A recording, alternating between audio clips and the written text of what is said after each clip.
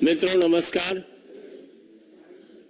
अपने बीच भारतीय जनता पार्टी की वरिष्ठ नेत्री, प्रखर वक्ता और केंद्रीय मंत्री श्रीमती मीनाक्षी लेखी जी आपको संबोधित करेंगी। दिल्ली प्रदेश भारतीय जनता पार्टी के यशस्वी अध्यक्ष वीरेंद्र सचदेवा जी भी आपको संबोधित करेंगे। मेरा विनम्र निवेदन है माननीय वीरेंद्र सचदेवा जी से कि पहले आप संबोधित करें। धन्यवाद संजय जी। हमारी सांसद और केंद्रीय मंत्री मीनाक्षी लेखी जी, उपस्थित पत्रकार बंधुओं,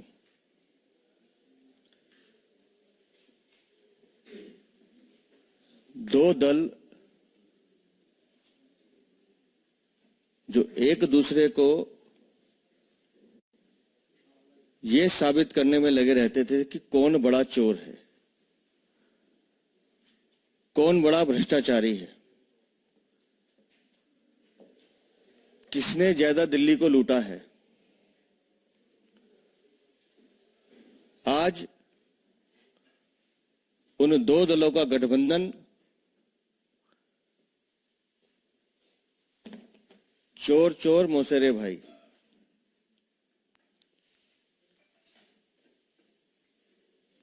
किस तरह से अरविंद केजरीवाल एक कागजों का पुलिंदा लेके घूमते थे कि हमारे पास शीला दीक्षित के खिलाफ पर्याप्त सबूत हैं। क्या वो भाषा सोनिया गांधी के लिए उपयोग में लाते थे? क्या राहुल गांधी के लिए बोलते थे? और विधानसभा का वो दृश्य भी याद कीजिए जब विधानसभा सत्र के दौरान इन्होंने राजीव गांधी को भारत रत्न वापस लेने की मांग की थी। आज वो दो दल एक हो रहे हैं मात्र इसलिए कि उनको भी मालूम है कि देश के साथ साथ दिल्ली में भी माननीय प्रधानमंत्री श्री नरेंद्र मोदी के नेतृत्व में भारतीय जनता पार्टी 7 सीटें जीतने जा रही है। अपना विश्वास डगमगाया हुआ है। अजीब सी शंका और भय के माहौल में ये दोनों दल हैं। अनर्गल आरोप लगाना और कल तक जिस भाषा का उपयोग एक दूसरे के लिए करते थे,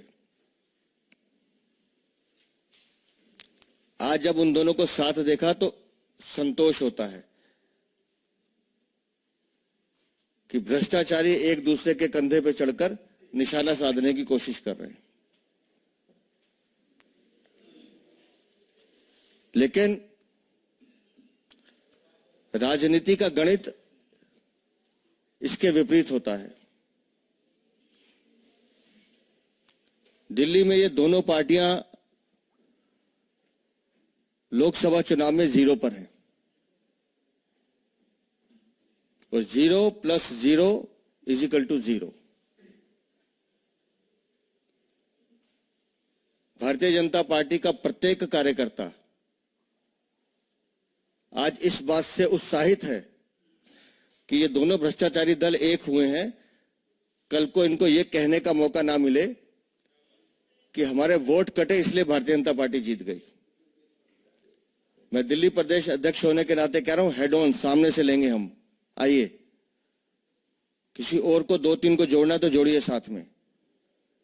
हमें अपने नेतृत्व पर भरोसा है, हमें माननीय प्रधानमंत्री श्री नरेंद्र मोदी की नीति पर भरोसा है, उनके विकास पर भरोसा है।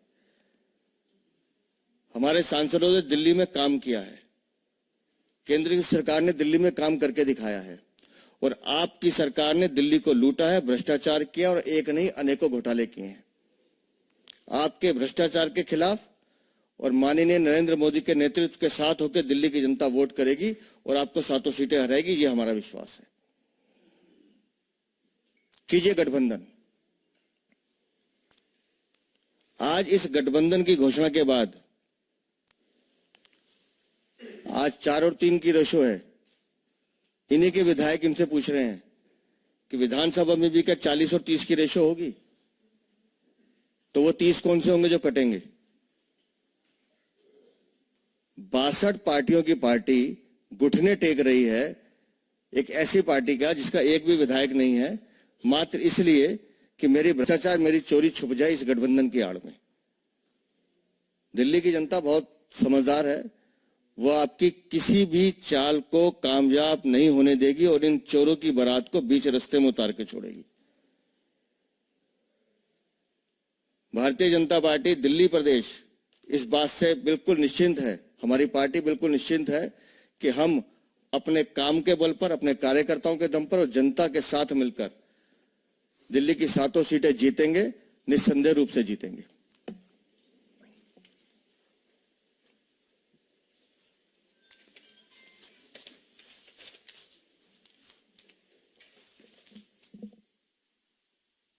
मेरा निवेदन है माननीय मीनाक्षी लेखी जी से आपको संबोधित करें। बहुत बहुत आभार संजय भाई, वीरेंद्र जी। मैं सोच रही थी कि क्या गठबंधन में दलों के मिलने से दिल मिल जाते हैं, और अगर दिल नहीं मिलते राजनेताओं के तो क्या जनता को ये मिला पाएंगे, खास तौर पे जब इनका मुकाबला प्रधानमंत्री मोदी जी जैसे नेतृत्व लेड भारतीय जनता पार्टी के संगठन से हो। एक ऐसा संगठन जहां पर कार्यकर्ता पहले है और हर बड़ा नेता कार्यकर्ता पहले है, नेता बाद में है। और वो जो शक्ति संगठन की है, वो जो शक्ति प्रधानमंत्री मोदी जी के नेतृत्व की है, उनके सामने ये जो बेजोड़ गठबंधन है, इससे क्या लाभ मिलेगा। लेकिन हाँ, ये जरूर दर्शाता है कि घुटना टेक राजनीति किसको कहा जाता है। और ये घुटना टेक राजनीति, जिसका जीरो सम वाली राजनीति है, वो सबके सामने है। मैं और सोच रही थी कि किताबों की बात छोड़ दीजिए, किताबों के पन्ने पलटते हैं, लेकिन यहाँ तो लोग राजनीति के चक्कर में सिर पे खड़े होकर पांव ऊपर करके खड़े हो जाते हैं, और ये दिखाई दे रहा है। मतलब वो शीर्षासन दिख रहा है, और वो शीर्षासन दिख रहा है क्योंकि पांव पे चलने की और खड़े होने की औकात खत्म हो गई है, वो शक्ति खत्म हो चुकी है। और वो जो अशक्त पार्टियां हैं, वो किसी तरीके से अपने आप को शक्ति प्रदान करने के लिए इस तरीके की हरकतें कर रही है। मैं आपको इतिहास के पन्नों से कुछ चीज बताना चाहती हूँ। मैं आपको याद दिलाना चाहती हूँ 2013। मैं आपको याद दिलाना चाहती हूँ 2013 का वो सबब जिस समय पर आम आदमी पार्टी ने कहा था कि कांग्रेस पार्टी जो है भ्रष्टाचारी पार्टी है, और इस भ्रष्टाचारी पार्टी के साथ इससे बड़ी भ्रष्टाचारी पार्टी कोई और हो नहीं सकती। और केजरीवाल ने ये तक इंटरव्यू में कहा था कि 1-2 मंत्रियों को छोड़ दो, सारे के सारे कांग्रेस पार्टी के अंदर भ्रष्टाचारी बैठे हैं, और लिस्ट तक जारी की थी। और मुझे लगता है कि वो लिस्ट आज पढ़ना जरूरी है। उस लिस्ट में शामिल थे कि आम आदमी पार्टी की लिस्ट में सबसे पहले कांग्रेस के उपाध्यक्ष थे उस समय राहुल गांधी, यूनियन मिनिस्टर थे कपिल सिब्बल, सुशील कुमार शिंदे, वीरप्पा मोइली, जी.के. वासन, सलमान खुर्शीद, कमलनाथ, श्री प्रकाश जायसवाल, फारूक अब्दुल्ला, एनसीपी के चीफ, और शरद पवार। फनी जो है वो ये बात है कि आज 10 साल बाद इन दोनों के बीच में कंपटीशन चल रहा है कि कौन ज्यादा भ्रष्टाचारी है। हम तो उस समय भी भ्रष्टाचार के खिलाफ थे और आज भी हम भ्रष्टाचार के खिलाफ हैं, लेकिन भ्रष्टाचार के आंदोलन को जिसको भाजपा ने शुरू किया, और असलियत में झाड़ू को थामने वाला हाथ पहले भी कांग्रेस का था और आज भी कांग्रेस का है। उसी हाथ ने इस झाड़ू को संभाल रखा था। उदाहरण मैं आपको बताना चाहती हूं कि कपिल सिब्बल खुद कानून मंत्री थे, जिस समय पर उस समय के कानून के मुताबिक झाड़ू का सिंबल एक नई पार्टी को, जिसने अपना बहुमत प्रूव ना किया हो, मिल नहीं सकता था। और ये बात मैं पहले भी कई बार कह चुकी हूं। अगर आपको याद हो कि एक बार भारतीय जनता पार्टी से उमा भारती जी अलग होकर उन्होंने अपनी पार्टी खड़ी की थी, तो उनको हर सीट के ऊपर अलग अलग निशान पे लड़ना पड़ा था। उगता सूरज वो मांग रही थी, वो उगता सूरज उनको दिया नहीं गया था क्योंकि इलेक्शन नियमों के अनुसार ये संभव ही नहीं था। लेकिन एक पार्टी झाड़ू, उसको आते ही मिल गया बिना कांग्रेस के चलते, ऐसा तो संभव ही नहीं था। तो कांग्रेस ने ही इस पार्टी को खड़ा किया था और इस झाड़ू को जो थामने वाला हाथ था वही हाथ था। और भ्रष्टाचार में भी ये दोनों पार्टियां एक ही हैं जो कि सामने दिखाई दे रहा है। और उस समय छीण भीण करना चाहते थे, ये शीला दीक्षित की जो राजनीति थी, और इस पार्टी को खड़ा किया गया ताकि किसी तरीके से गिरगिट का उदाहरण कई बार इनके ऊपर चलता है। तो 2013 के बाद मैं आपको लाना चाहती हूँ 2019 के इतिहास पे।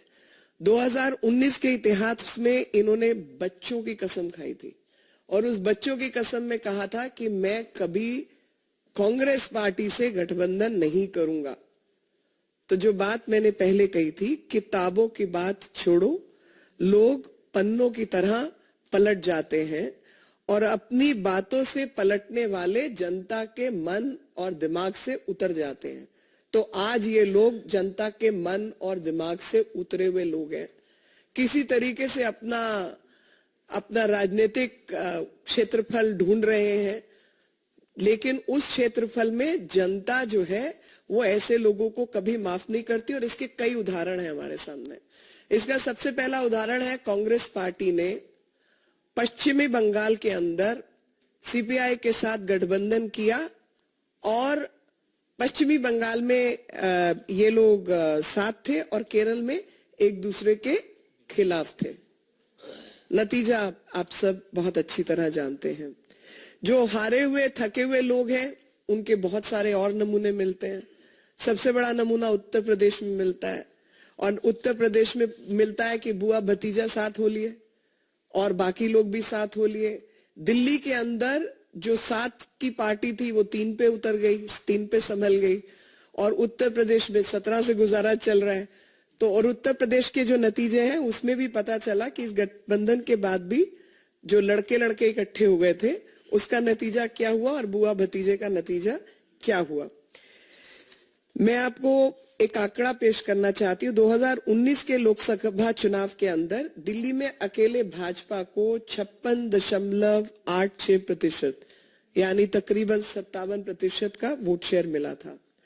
कांग्रेस को 22.51 और आम आदमी पार्टी को 18.11। तो जैसा मैंने पहले कहा था कि राजनीति जो है वो मैथमेटिक्स नहीं है, वो गणित नहीं है, वो केमिस्ट्री है। और साथ लोगों का तब मिलता है जब आपने लोगों के बीच काम किया हो। और वो जो केमिस्ट्री है भ्रष्टाचारियों की, वो अलग केमिस्ट्री होती है और सेवादारों की केमिस्ट्री अलग होती है। तो सेवादारों के आगे भ्रष्टाचारियों की केमिस्ट्री तो चलने नहीं वाली और भ्रष्टाचारी जो शक्तियां हैं वो भ्रष्टाचारियों के साथ ही रहेंगी, ऐसा भी हम मानते हैं। और जो आपको 2013 से 19 तक का इतिहास है उसके माध्यम से भी मैंने आपको बताया है। और अगर आप दूसरा मत प्रतिशत देखें तो उसमें आपको पता चलेगा कि आम आदमी पार्टी को दिल्ली के चुनाव में इतना मिला था, मतलब यानी कांग्रेस और आम आदमी पार्टी को अगर मिला भी दिया जाए तो 40.62 का हिस्सा उनका आता है। गुजरात की अगर हम बात कर लें तो 2019 के लोकसभा चुनाव में भाजपा को गुजरात में 62.21% वोट मिले थे, 62% से ऊपर। 2019 में भाजपा को हरियाणा में 58.02% वोट मिले थे और गोवा में भाजपा को 51.19% वोट मिले थे और चंडीगढ़ में भी भाजपा को 50.64% वोट मिले थे। तो मैथमेटिक्स भी फेल कर रहा है, केमिस्ट्री तो फेल है ही, लेकिन जो केमिस्ट्री है वो भ्रष्टाचारियों की केमिस्ट्री है। जैसा कि मैंने आपको पहले बताया कि 2024 सीटों में भाजपा को 2019 के चुनाव में 50% से अधिक वोट मिले हैं। और इस बार जो काम हुआ है 5 साल में, तो ये मत प्रतिशत बढ़ने ही वाला है और आपको पता चलेगा देखते देखते कि इस गठबंधन का कोई सिर पैर नहीं है। लेकिन हाँ, एक मकसद जरूर है दोनों पार्टियां जानती हैं कि चुनाव हार रही हैं, तो अब चुनाव हारने के वक्त वो अपना ठीकरा किसके सिर पर फोड़े, इसलिए ये गठबंधन किया है कि भैया वोट शिफ्ट नहीं हुआ इसलिए हार गए। एक दूसरे के सिर पे ठीकरा फोड़ने के लिए ये गठबंधन की घोषणा। और जैसे कि अध्यक्ष जी ने भी कहा कि हम तो चाहते हैं गठबंधन हो ताकि ये मलाल ना रह जाए कि भाई गठबंधन होता तो कुछ फायदा मिल लेता। तो आज जनता के सामने, जनता के दरबार में हम भी जाएंगे और बताएंगे कि काम करने वाले सेवादारों की जरूरत है या भ्रष्टाचारियों की जरूरत है, जो यहां तक कि सिर्फ किताबों के पन्ने नहीं पलटते, अपना ईमान धर्म भी पलटते हैं और लगातार पलटते हैं। चाहे वो राम मंदिर का जिक्र हो, चाहे बच्चों की सौगंध की बात हो, चाहे शीश महल हो, लगातार अपना ईमान धर्म पलटने का काम इन्होंने किया है।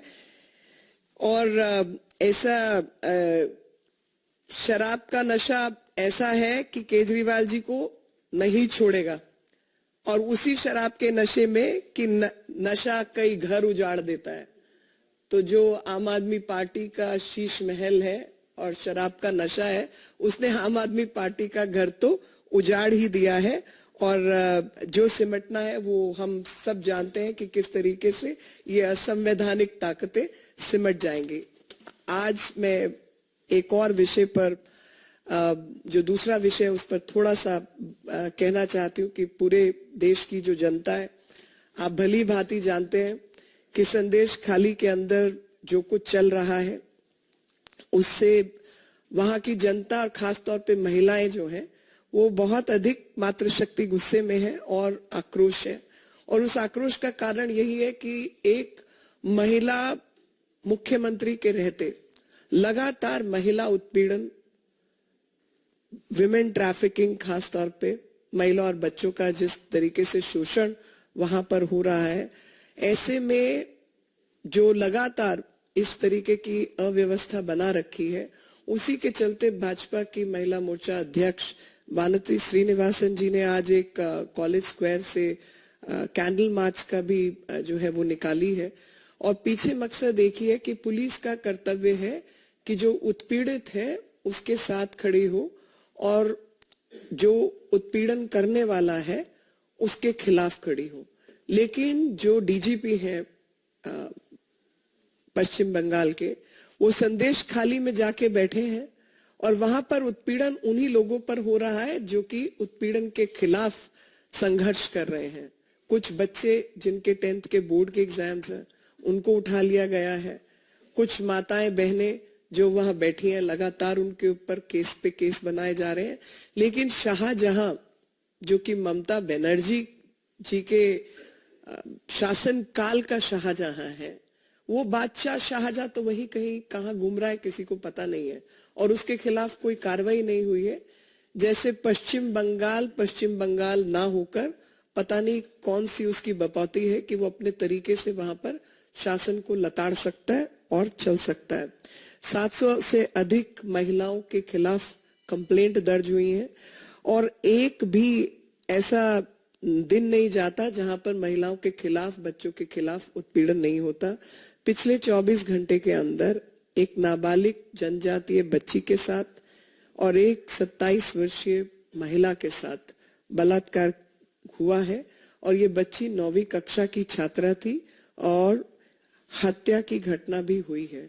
आप मुझे बताइए कि किसी भी राज्य में जहां पर ममता नाम की मुख्यमंत्री हूं और उनकी ममता शाहजहां और बादशाह जैसे लोगों के प्रति हो, लेकिन जो उत्पीड़ित बालक बालिकाएं और माताएं बहनें हैं उनके प्रति उनकी ममता ना उमड़े, तो ऐसे शासन का क्या ही कहें और क्या होना चाहिए। तो आज आप सबके माध्यम से हम लोग भी आक्रोश प्रकट कर रहे हैं और बताना चाहते हैं कि जहां ममता बनर्जी जैसी मुख्यमंत्री बंगाल की बेटियों के साथ नहीं है, लेकिन भारतीय जनता पार्टी प्रधानमंत्री नरेंद्र मोदी जी के नेतृत्व में ऐसी सब माताओं, बहनें, बच्चियों के साथ है जिनके साथ लगातार उत्पीड़न की व्यवस्था पश्चिम बंगाल की सरकार ने खड़ी कर रखी है। आपके कोई प्रश्न हो तो मैं उत्तर जरूर देना चाहूंगी। एक minute Kamlesh ji,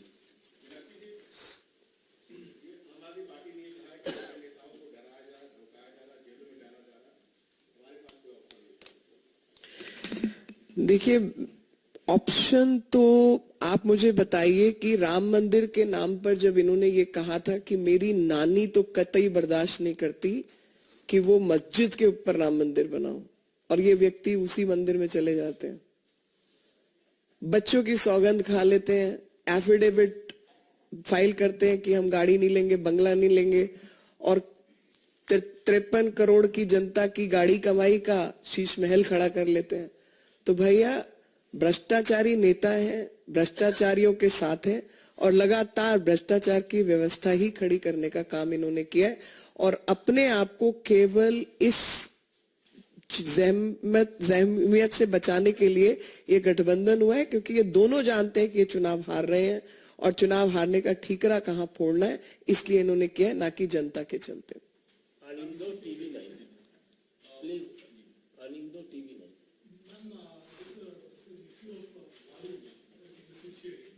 I'm so sorry, I can't hear.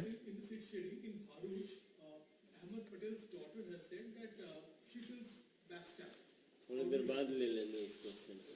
Meenakshi जी, मेरा प्रश्न ये है कि आम आदमी पार्टी और जो कांग्रेस में गठबंधन हुआ है वो देश को बचाने के लिए हुआ है, राष्ट्र हित के लिए हुआ है, लेकिन उसमें पंजाब राज्य को जो है वो अलग कर दिया है, वहां पर गठबंधन सीट शेयरिंग नहीं हुई। आपको क्या लगता है कि राष्ट्र हित की बात करते हुए पंजाब कहां से अलग हो जाता है? इस पर थोड़ा सा आप जाए। और मैं अध्यक्ष जी से भी प्रश्न पूछना चाहूंगा। आपने कहा कि ये जो आपने गणित की बात की है, तो मैं गणित से पूछना चाहता हूं कि गणितीय समीकरण जो है वो दिल्ली के अंदर क्या बनने वाला है अगर 4-3 का फॉर्मूला होता है? देखिए, पंजाब में या दिल्ली में ये जो मर्जी गणित लगा लें, गणित मैंने आपके आगे पढ़ दिया है कि पहली बात तो जहां जहां सीट शेयरिंग इन्होंने घोषणा की है वहां पर इनका गणित भी फेल है, नंबर 1। नंबर 2, चुनाव गणित नहीं रसायन है, और वो रसायन दिलों का रसायन है। भ्रष्टाचारी का मुकाबला सेवादारों के साथ है।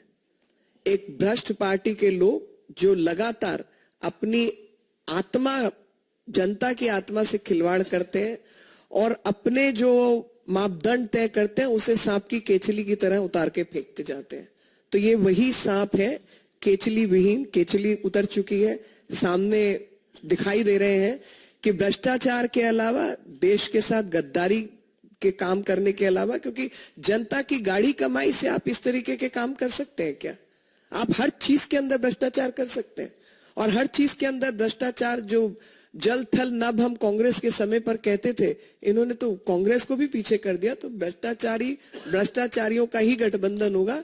लेकिन ये जो गणित है ये दिल के मामलों में काम नहीं आता। दलों का मिलन दिलों का मिलन नहीं होता, और वो कभी भी हस्तांतरित नहीं होता। जनता को चुनना होता है कि भ्रष्टाचारियों के सामने सेवादारों को चुनने का काम करना है। आपसे भी प्रश्न। नंबर गणित की बात मीनाक्षी जी ने बताई आपको। दिल्ली में 2019 में हम लोग 56.86% पे थे।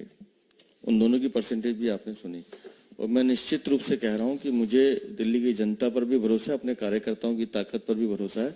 हमारा प्रतिशत उससे बढ़ने वाला है। और जहां तक बात है कि वो धमकी देने की बात की, हमको धमकी आ रही है, जो शातिर अपराधी होते हैं वो अपराध करने से पहले पूरी व्यूह रचना रचते हैं। मोबाइल घर छोड़ेंगे, पूरी रेकी करते हैं, उसके बाद वो अपराध करते हैं। तो ये भी आपराधिक मानसिकता के लोग हैं। इन्हें पता है कि इनके कर्म बुरे हैं। इन्होंने शराब घोटाले में चोरी की है, इनको पता है कि इनका परिणाम क्या होने वाला है। इसलिए ज्यादा शोर मचाना, जोर जोर से मचाना कि हाय हमारे साथ ऐसे होने वाला, कि किसी तरह की सहानुभूति मिल जाए, वो इन दोनों दलों को मिलने वाली नहीं है। अंततः दिल्ली में 7-0 ही रहने वाला है। भारतीय जनता पार्टी 7 सीटें जीतेगी। आम आदमी पार्टी ये दावा कर रही है कि 5-6 राज्यों का जो गठबंधन हो गया इंडिया ब्लॉक में, इसके बाद अगर केजरीवाल को central bureau of investigation arrest कर सकती है, क्योंकि बीजेपी उसी फॉर्मूले पे काम कर रही है। और मुकुल वासनिक ने भी कहा कि आप ही नहीं, कांग्रेस और बाकी विपक्षी पार्टियों के खिलाफ केंद्रीय एजेंसियां काम कर रही है। देखिए, जो भ्रष्टाचारी हैं ये भ्रष्टाचार का बखान पहले से कर रहे हैं। तो मेरे को आपने इसमें एक और सोच दी है, और वो सोच ये है कि सीबीआई के जो केसेस हैं, ईडी के जो केसेस हैं, भ्रष्टाचार से संबंधित जो केसेस हैं, वो आज के तो है नहीं, वो तो पुराने हैं। हमने तो नहीं कहा था कि आप शराब नीति ये बनाइए, हमने तो नहीं कहा था कि शीश महल बनाइए, हमने तो नहीं कहा था मोहल्ला क्लिनिक में धांधला कीजिए, हमने तो नहीं कहा था कि स्कूल के जो कमरे बने आप उसकी रीवैम्पिंग के ऊपर 40-40 लाख रुपए का बिल बनाइए। तो ये सब काम तो इन्होंने अपनी मर्जी से किए हैं। तो जो ये ईडी का बार बार समन जो है डक कर रहे थे, जा नहीं रहे थे, 7वें समन के बाद भी नहीं पहुंच रहे थे, शायद इस गठबंधन का इंतजार कर रहे थे ताकि उनको ये अपना चेहरा छुपाने का मौका मिल जाए कि भाई मैं जाऊंगा तो अरेस्ट होना है क्योंकि गलत काम किए ही है, तो कम से कम एक पर्दा मिल जाए कि भाई गठबंधन के बाद हुआ तो गठबंधन करके अरेस्ट हुआ, नहीं तो नहीं होता। लेकिन असलियत ये है कि भ्रष्टाचार अपनी मर्जी से किया, कांग्रेस का साथ पुराना है, नेशनल एडवाइजरी काउंसिल के द्वारा इनके जो काम थे और जो लोग उसमें शामिल थे वो भी पुरानी हरकतें। कुछ और ज्यादा मीडिया खोज करेगा तो 2012-13 का बहुत सारा सामान आपको मिल जाएगा कि अरविंद केजरीवाल सोनिया गांधी से कैसे कनेक्टेड थे। और ये पार्टी को खड़ा करने का मकसद ही देश के अंदर जो भ्रष्टाचार का मूवमेंट कांग्रेस के खिलाफ खड़ा था उसको बांटने का काम किया। ये उसको आधार बना के खड़े हुए, लेकिन मंशा पहले दिन से भ्रष्टाचार को बढ़ाने की थी और इसीलिए लगातार इन्होंने भ्रष्टाचार किया।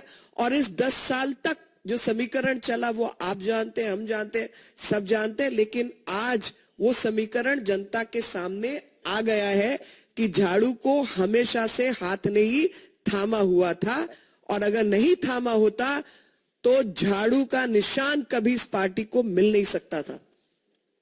बहुत बहुत धन्यवाद।